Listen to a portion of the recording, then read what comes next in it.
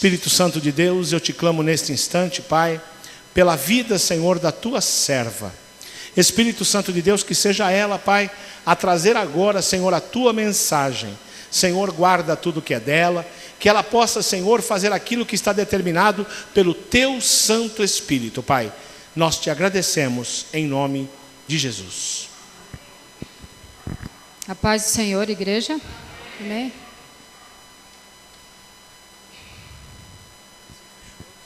Desligou, né?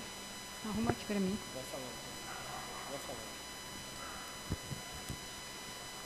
Alguém pegou a chuva de hoje aí na cidade, não? Não? Aqui não, né? Lá em Guarulhos caiu uma chuvinha legal. Estava com medo de não chegar aqui, mas o Senhor proveu todas as coisas. A gente chegou em paz. E Deus é tremendo, né? Esse segundo louvor fala muito sobre o que a palavra do Senhor Ele preparou para hoje. Na leitura, eu nem sabia que a leitura de hoje seria 2, e fala em Êxodo 2, também na palavra. E a gente vê que a mão de Deus está, né? No mesmo lugar, ao mesmo tempo, quando nós estamos em comunhão. Deus fala a mesma palavra em questão assim de segundos com multidões, né? E quando a gente percebe que a palavra está sendo falada totalmente diferente, é porque muitas vezes o corpo não está reunido, não está unido, né? Mas quando o corpo está unido, o Senhor fala e vai só confirmando dentro do louvor, de uma leitura, da palavra, de um irmão que te cumprimenta, e você vê Deus falando a mesma coisa. E isso aconteceu hoje. E eu gostaria que os irmãos abrissem sua Bíblia em Gênesis, no capítulo 1. Hoje o Senhor quer mostrar para nós, irmãos, como nós devemos olhar para Ele e reconhecer a sua soberania, a sua onipotência, onipresença, onisciência. Mas, sobretudo, Ele quer que hoje a gente entenda a autoridade que Ele tem sobre o universo. Amém? Então, aqui a gente vai ler só do capítulo 1 ao 26 de Gênesis. Não, a autoridade do Senhor Jesus, de Deus, né? A autoridade de Deus é o título da palavra. Então, a gente vai ver aqui, olha, que Deus, no princípio, Deus criou os céus e a terra era sem forma e vazia, trevas cobriam a face do abismo, e o Espírito de Deus se movia sobre a face das águas. Até aqui não existia chuva, não existia rios, era a face das águas. A gente não sabe explicar exatamente como que eram essas faces das águas, né? Disse Deus, haja luz, e houve luz. Deus viu que a luz era boa e soprou a luz das trevas, e separou a luz das trevas. Deus chamou a luz de dia e as trevas chamou noite. Aí a gente vai vendo aqui que Ele formou todas as coisas. Aí no primeiro dia Ele fez uma coisa, no segundo dia Ele fez outra. Aí quando chegou aqui no final, no 26, então disse Deus, façamos o homem à nossa imagem, conforme a nossa semelhança. Domine ele sobre os peixes do mar, sobre as aves dos céus, sobre os grandes animais de toda a terra e sobre todos os pequenos animais que se movem rente ao chão. Então a gente vê que Deus criou com a palavra dele todas essas coisas. Depois que Ele criou tudo isso, Ele viu que ficou bom, criou os animais, aí depois Ele foi para a criação do homem, né? E se a gente olhar a criação de tudo isso, porque tem pessoas que ainda acreditam que o universo surgiu, foi criado por uma explosão de planetas, de estrelas, e que aí surgiu a Terra, surgiu a humanidade.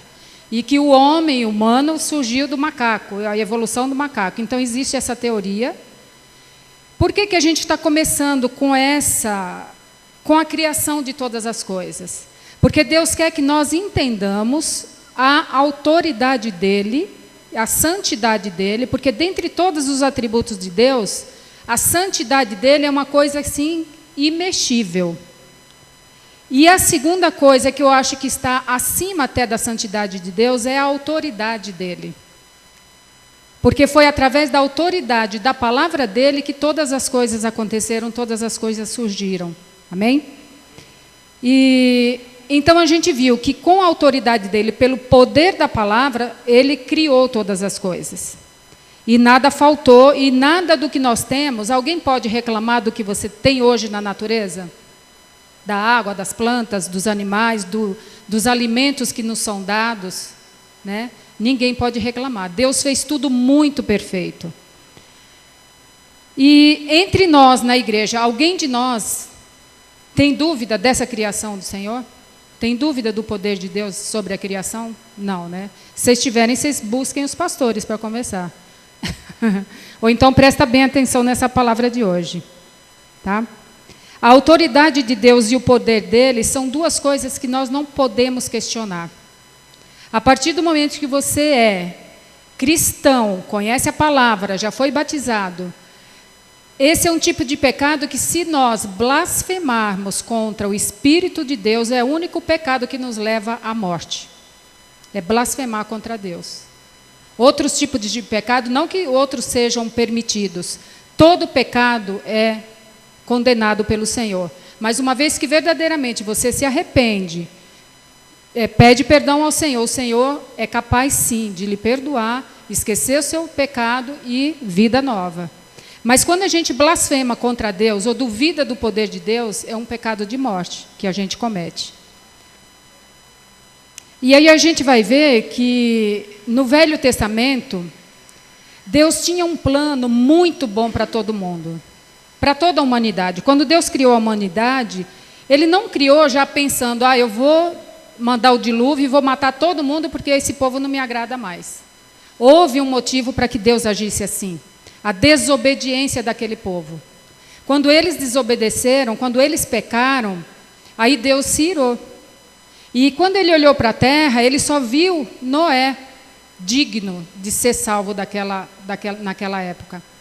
Aí o que ele fez? Ele fez todo aquele projeto, mandou Noé construir uma arca, colocar os animais, e assim a gente já sabe da história, né? Aí quando Deus criou tudo isso, ele foi lá e olhou e abençoou o homem na terra. Aí o homem tinha a presença de Deus, tinha a bênção de Deus, não precisava trabalhar, olha aqui, regalia. Aí o homem vai lá e peca contra o Senhor. Aí com esse pecado, antes disso, quando ele criou tudo isso, ele santificou o sétimo dia. Né? Ele fez tudo em 6 dias, sétimo dia ele disse, esse dia é um dia santo, guardem esse dia. E esse dia, muita gente fala assim, mas o sábado, mas não é o sábado, exatamente o sábado. É um dia da semana, não importa para você se o teu dia da semana é o sábado, ou o domingo, ou é a quarta. Cada um trabalha nesse mundo com horário de rodízio, muitas vezes de plantão. Então, a gente não tem assim exatamente o sábado para ser o dia de cultuar o Senhor. Mas nós temos que ter um dia para adorar o Senhor, para louvar o Senhor. E é isso que Ele quer, quando Ele começou todas as coisas. E depois disso feito, Ele determinou esse dia para adorá-los, né? Aí depois de tudo criado, tudo feito, Ele foi lá e fez aliança com o povo. E quando Ele fez essa aliança com o povo, Ele perguntou se o povo gostaria de ter essa aliança com Ele. O povo disse que sim. Não foi que Deus impôs, né, essa aliança. Aí a gente vê lá que Ele fez aliança com Adão, em Gênesis 3, 14 a 19. Aí depois, foi a primeira aliança que Deus fez. Aí depois Ele fez aliança com Noé.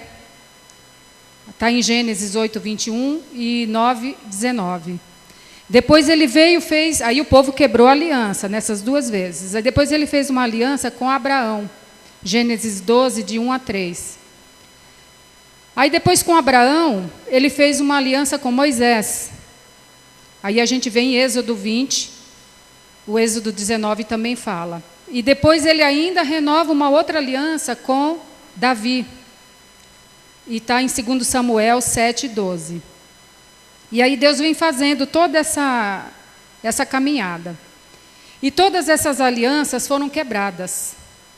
A aliança que Deus fez com Noé não era só para a família de Noé. A aliança era para todo mundo daquela época.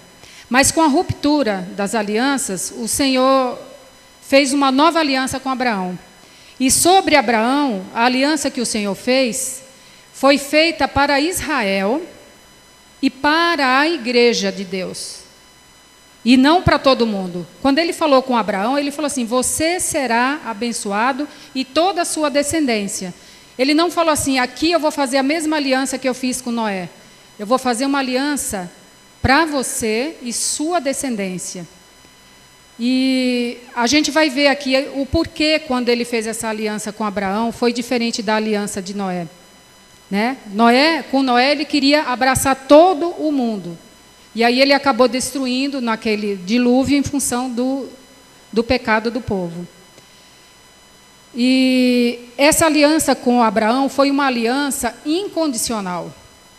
E se você lá lê a passagem quando ele fala com Abraão, ele não impõe condição para Abraão. Ele fala: eu farei uma aliança com você. Deus promete criar uma nação através de Abraão, abençoar todas as nações através de Abraão. E quando ele fala abençoar todas as nações através de Abraão, isso inclui a igreja de hoje, não é a igreja só daquela época, inclui a igreja de hoje. E para que ele fez isso? Para que nós recebêssemos dessas bênçãos também, as mesmas bênçãos de Abraão, Isaac e Jacó, elas também recaem sobre a igreja. E muita gente pode pensar assim: mas só para quem está na igreja essas bênçãos? Só para quem está na igreja essas bênçãos. Mas o estar na igreja não é o físico da igreja, é quem está como igreja de Cristo na terra. Amém? Porque o fato da gente estar na igreja não quer dizer nada, não quer dizer salvação, não quer dizer que nós herdaremos essa mesma bênção de Abraão. Para estar aqui e receber as mesmas bênçãos, nós temos que estar em Cristo. E a gente vai ver isso aqui mais na frente.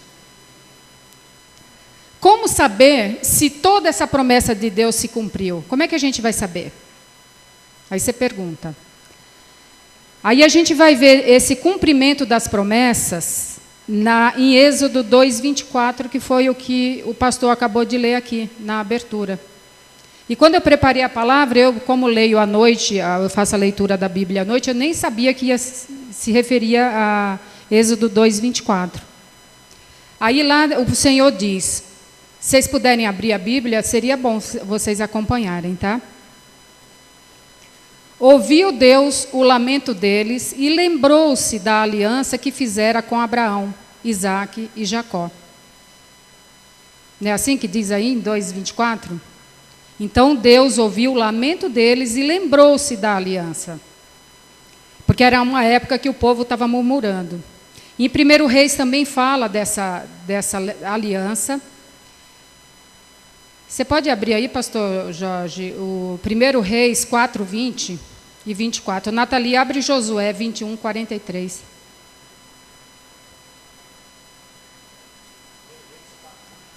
Primeiro Reis 4:20 a 24.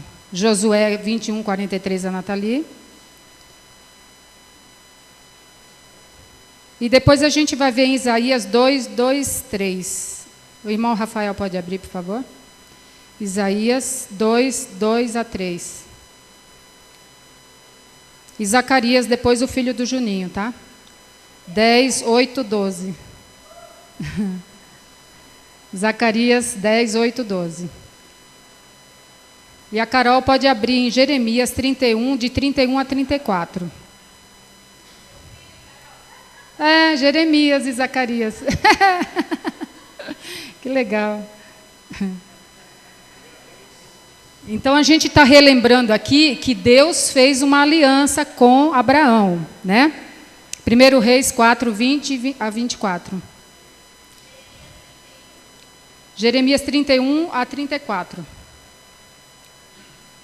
O povo de Judá e de Israel era tão numeroso como a areia da praia. Eles comiam, bebiam e eram felizes. E Salomão governava todos os reinos, desde o Eufrates até a terra dos filisteus, chegando até a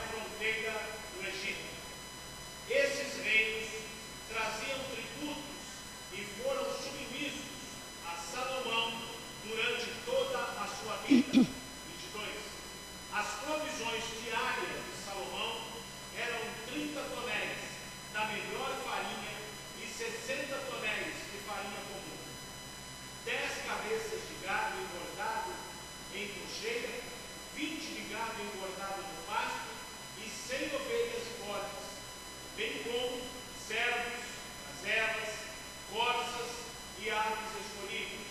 24. Ele governava todos os reinos a oeste do Eufrates, desde Tifsa até Gaza, e tinha paz em todas as fronteiras. Amém. Essa foi uma aliança que Deus fez com Davi, né? E aí a gente vê Salomão recebendo todas aquelas promessas, né? O que ele tinha? Ele tinha fartura de tudo. E além da fartura, ele tinha paz, que foi o que Deus prometeu a Davi, né? A Nathalie depois? Josué.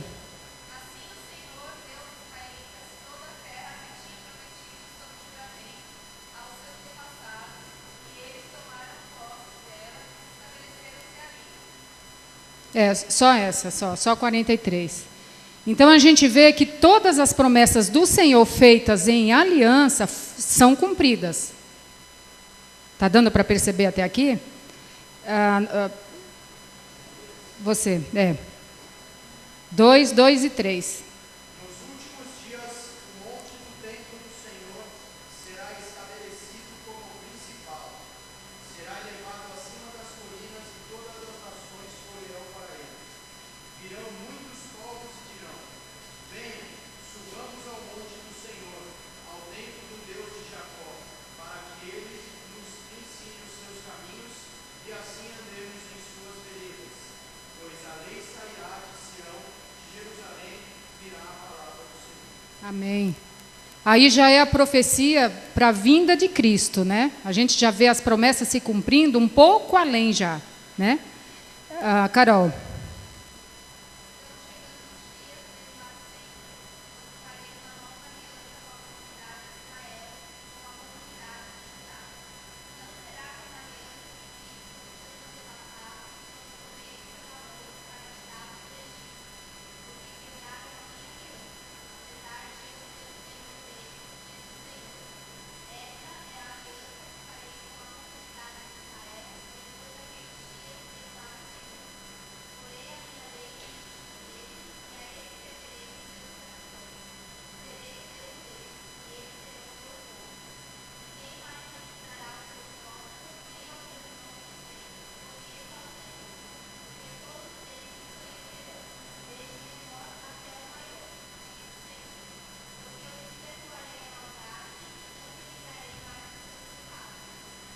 Amém.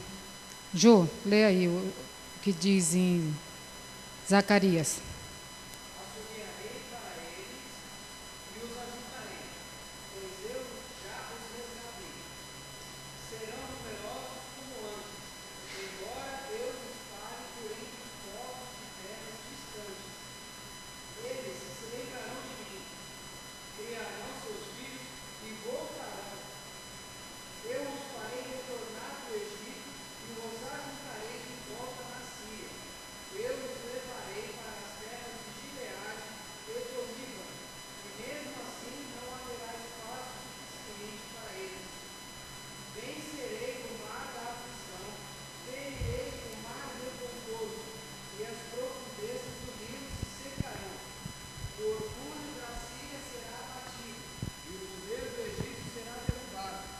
Eu os fortalecerei no Senhor, em meu nome marcharão, diz o Senhor. Amém. Vocês viram aí quantas promessas, né?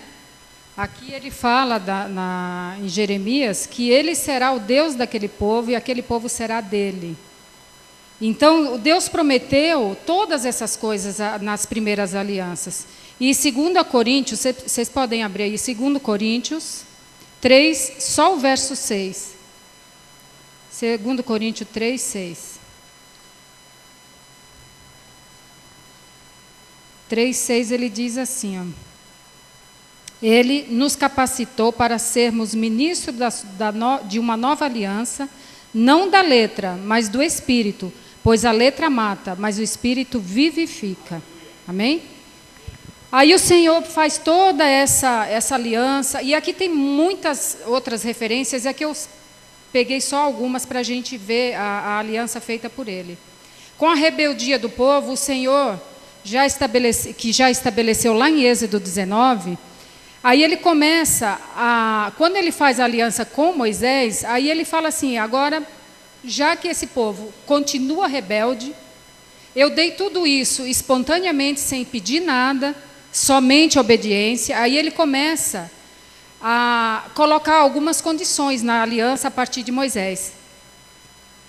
Aí ele começa a colocar assim, condições para as bênçãos, se formos obedientes. Se vocês obedecerem, se vocês não fizerem, aí ele começa a condicionar as bênçãos. Vocês já perceberam quando vocês leram a Bíblia essa condição? No início não tem, depois passa a ter, a partir de Moisés. Na aliança feita com Davi, Deus promete a construção do templo, promete que não faltaria a Davi um sucessor no trono dele. Aí a confirmação da aliança com Davi, a gente vai ler no Salmo 89, de 34 a 37. E pode ler para mim, Jorge, por favor? Salmo 89, 34 e 37. Depois tem também, segundo Samuel, fala dessa aliança com Davi. Mas eu vou ler só um versículo aqui para a gente não se alongar muito. Salmo 89, do 34 ao 37. Vocês podem abrir e acompanhar. 89, do 34 ao 37. Não violarei a minha aliança, nem modificarei as promessas dos meus lábios. De uma vez para sempre jurei pela minha santidade, e não mentirei a Davi, que a sua linhagem permanecerá para sempre, e o seu trono durará como o sol. Será estabelecido para sempre como a lua, a fiel testemunha do céu. Amém. Então o Senhor vê, por isso que na palavra a gente fala que Deus não é homem para que minta, nem filho do homem para que se arrependa.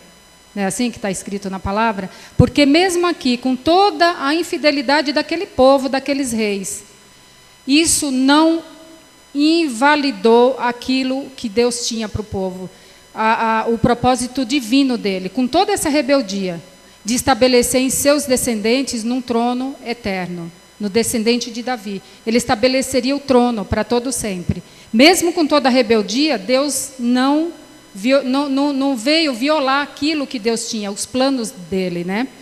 Aí depois assim a gente vê que nas mãos dele, ele pode todas as coisas. Mas Deus não desistiu de nós. Depois de tudo isso, Deus olhou para a terra e ainda com sua misericórdia, ele falou, eu ainda não vou desistir desse povo. Então, quando Deus fala, eu não desisti desse povo, está incluindo você, está incluindo você, está incluindo eu, está incluindo cada um que está aqui. Amém?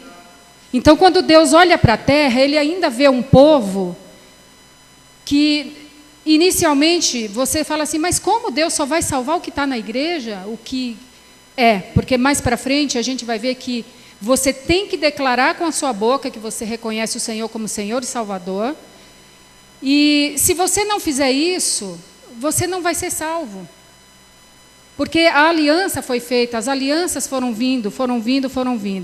E depois disso, quando ele olha e diz, eu não desisti ainda desse povo, ele não desistiu ainda de nós.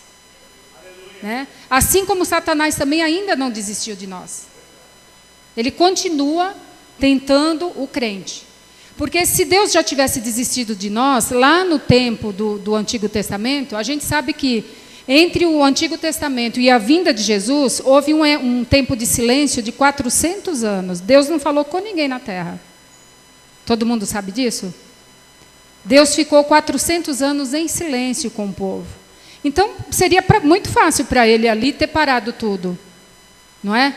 Ele poderia ali ter falado, não, eu desisti, não tem mais nada, não tenho mais aliança, eu revogo tudo aquilo que eu decretei um dia e deixa lá eles se morderem lá e vão viver dessa forma, ou exterminado de vez, como ele fez com o dilúvio. Mas ele não desistiu e não vai desistir. Porque a gente vai ver aqui que em João 3,16 diz assim, você puder abrir sua Bíblia, é muito bom quando a gente acompanha com a leitura, viu, irmãos? João 3,16 diz: porque Deus tanto amou o mundo, que deu seu Filho unigênito, para que todo que nele crer não pereça, mas tenha vida eterna. Esse é o plano de Deus. Ele não desistiu da gente lá atrás, quando houve aqueles 400 anos de silêncio. Aí, quando ele diz isso em João, ele já tinha preparado a nova aliança, e a gente viu em algumas leituras que o plano dele já estava ali. Mas as promessas dele nessa nova aliança, ele veio regenerar a raça humana. Esse novo plano de Deus tem a promessa de implantar sua lei nos nossos corações, e não na lei escrita só, mas a lei nos nossos corações. Essa promessa da nova aliança vem restaurar o favor e a bênção de Deus para Israel e para a igreja dele, né? Ele veio com as promessas, com o dom do Espírito Santo. Nessa nova aliança ele vem com a justificação. Ele vem nessa nova promessa com a vida eterna. E é nisso que a gente vai ter que se apegar agora, nessa nova aliança. Aquelas alianças antes, a gente passou por elas só para a gente entender o que Deus queria com a humanidade. E nessa nova aliança, essas promessas estão em vigor, nós temos posse delas, e o que é que nós temos que nos apegar? Nós temos... E aí a gente vai ver, nos apegar a ela e saber em quem ele fez essa nova aliança. Essa nova aliança está feita em Jesus Cristo. E aí eu queria que agora, quem não leu, abrisse, eu vou falar aqui em Jeremias, a Carol acabou de ler, Hebreus 7:22. Hebreus 7:22. E 8, do 6 ao 13. Abre aí, Nathalie, 8, do 6 ao 13. O Jorge lê 7:22.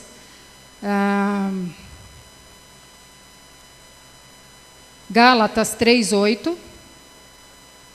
Quem puder abrir Gálatas 3:8. E Efésios 2:12.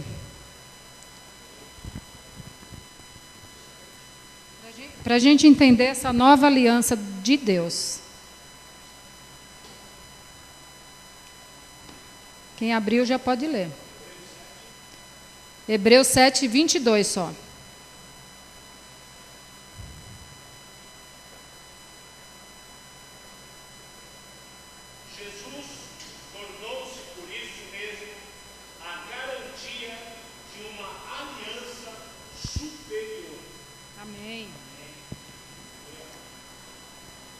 Essa é a aliança eterna. Né? Sueli, lê para mim Lucas 1, de 72 e 73, por favor.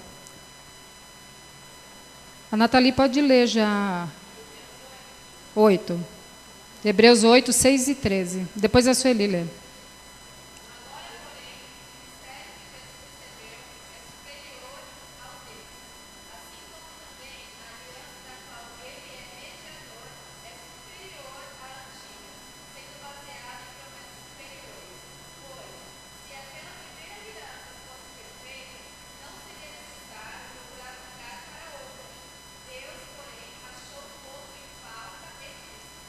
Estão chegando os dias, declara o Senhor, quando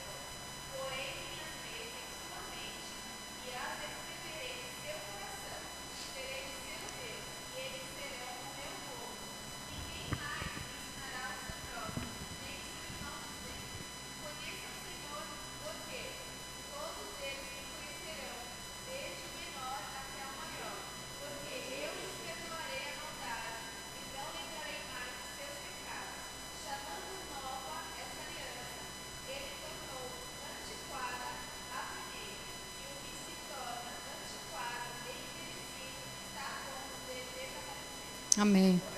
Glória a Deus. 72, 73. Lucas 1, 72, 73.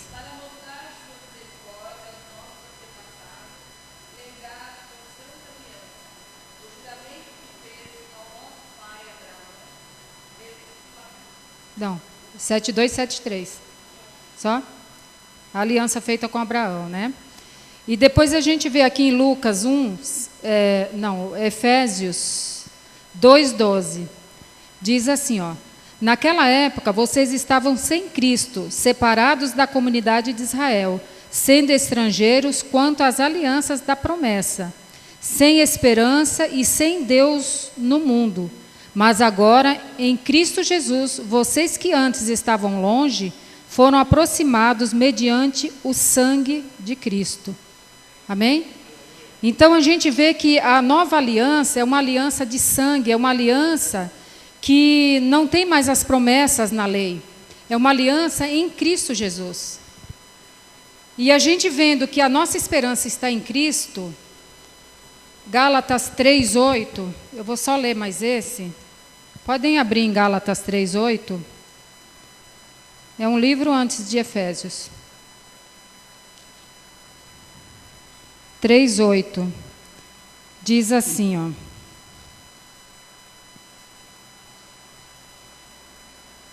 Gálatas 3:8. Prevendo a Escritura que Deus justificaria os gentios pela fé, anuncio primeiro as boas novas a Abraão. Por meio de você, todas as nações serão abençoadas. Amém? Então, essa mesma promessa de Abraão é para nós como igreja. A nova aliança, Jesus como sucessor do trono de Deus, promessa feita a Davi. Lá quando a gente leu em Davi, o que diz lá? Que ele não deixaria que o reinado dele nunca tivesse um rei que fosse colocado na terra, né? E isso Deus honrou. E a principal promessa do Senhor para nós é a vida eterna. De tudo isso, a gente viu todos aqueles que ele fez aliança, prosperaram, tiveram grandes coisas, tiveram grandes posições, dinheiro, autoridade e tudo mais, mas para nós hoje, a nossa herança maior é a vida eterna. E é nisso que a gente vai ter que se apegar, irmãos, a partir de hoje, a partir de agora. Porque os dias são maus, os dias estão chegando no fim, e a gente não está crendo que nós temos um Salvador. Eu, muitas vezes, outro dia ainda vindo no domingo para a igreja, o Leandro falando, né, a gente comentando de pecado, disso e daquilo, e a gente falando, mas o que é pecado de morte, o que é pecado que não é de morte, não sei o quê. Eu falei, no meu entender, pecado é pecado. Se de repente o Senhor volta num piscar de lâmpada acendendo, eu não tive tempo de me arrepender do pecado. Então eu vou ter que vigiar o que eu faço. Independente de ser um pecado pequeno ou um pecado grande. Eu tenho que estar sempre vigilante nas minhas ações. E se nesse meio tempo aí Jesus volta, ou eu morro sem ter tido tempo de pedir perdão? Eu sei que os pecados do Senhor nos perdoa e esquece. Mas, de repente, você não tem o tempo de pedir perdão por ele. E a principal promessa do Senhor é a nossa vida eterna. Então, por isso, a gente tem que estar atentos. Em Gálatas 3, 26 e 29, todos vocês são filhos de Deus mediante a fé em Cristo Jesus. Pois os que em Cristo foram batizados, de Cristo se revestiram. Não há judeu, nem grego, escravo nem livre, homem nem mulher, pois todos são em Cristo Jesus. Pois todos são um em Cristo Jesus. E se vocês são de Cristo, são descendência de Abraão e herdeiros segundo a promessa. Amém? Então nós temos que crer que aquelas promessas se passaram, nós vivemos nessa nova promessa, nessa nova aliança, que é em Cristo. E a gente leu lá no início, em Gênesis, 12, de 1 ao 3. Ali já começava a história da redenção. Quando ele falou que nós seríamos herdeiros com Abraão. Ali já começava a nova história da redenção. A lei foi dada para nos conduzir a Cristo, tão somente, a fim de sermos justificados pela fé. É estranho você falar isso, né? Por que existiu a lei, mas a lei não vale mais, vale Cristo? Mas que confusão fica aí? Não fica meio assim? Mas pela lei nós não seremos salvos. A lei só serve para nos conduzir a Cristo. E entendendo a lei, você vai entender o sacrifício de Cristo.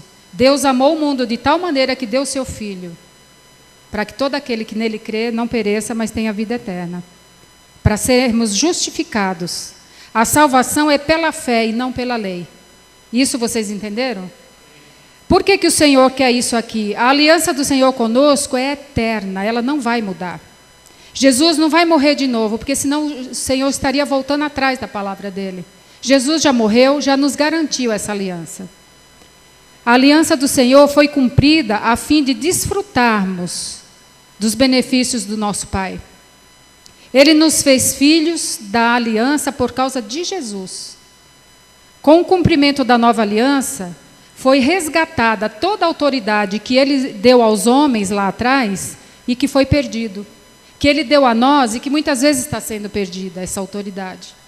Então, a mesma autoridade que Jesus tem, nós temos como filho deles, como filhos dele, né? Jesus veio para deixar livres os cativos. Temos autoridade em Cristo? Temos autoridade em Cristo Jesus. E esses cativos que estão ainda aprisionados, é o dever de quem? Jesus vai descer e falar com cada um? Não. Ele vai falar através de nós com cada um na terra. E esse é o papel da igreja, libertar os cativos. É melhor obedecer do que sacrificar, irmãos. Muito melhor obedecer. Nós reinaremos com Cristo eternamente, crendo na palavra, crendo pela fé, crendo nessa nova aliança. E aí a gente vai ver que em 2014 a igreja foi direcionada por Deus, pelo pastor Daniel, que seria o ano, que será, né? Não vou dizer o que seria, que será o ano da evangelização. E se você não entender lá a criação, as alianças feitas, a nova aliança em Cristo, e que nós só chegaremos ao Pai por Jesus Cristo, que é o único caminho, você não vai conseguir evangelizar ninguém na rua.